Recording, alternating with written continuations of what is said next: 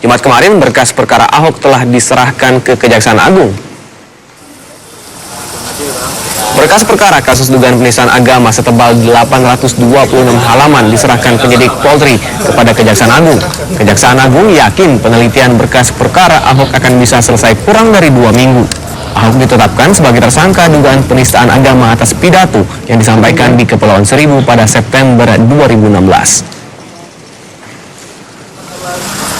Pada hari yang sama dengan penyerahan berkas kasus dugaan penistaan agama, pemimpin FPI Rizik Syihab Jumat siang kemarin mendatangi Kejaksaan Agung.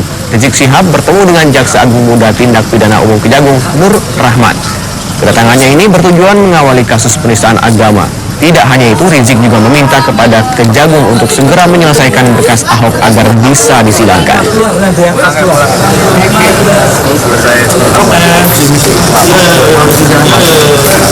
Gubernur DKI Jakarta nonaktif Basuki Cahayapurnama menyerahkan proses hukum kasus dugaan penistaan agama kepada penegak hukum. Jika berkas perkara telah selesai, kasus ini segera disidangkan.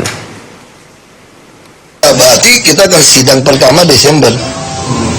Berarti kalau dilimpahkan ke pengadilan, ya mohon dukungan doanya dari kalian dan warga supaya cepat selesai. Apa? Saya nggak tahu. Itu hak jaksa. Karena jaksa kan menuntut. Jadi nanti fungsi jaksa di pengadilan kan menuntut. Ya. Kasus dugaan penistaan agama ini akan dikenakan pasal 156 dan 156A KUHP. Memutuskan, menyatakan bahwa perkara tersangka Ismur Basuki Cahayapurnama atau yang kita kenal Ahok telah dinyatakan P21. Artinya apa P21 itu? P21 itu merupakan administrasi penanganan perkara oleh jajaran Bidung, ya, yang menyatakan bahwa berkas perkara hasil penyidikan teman-teman dari Bareskrim secara formal dan material.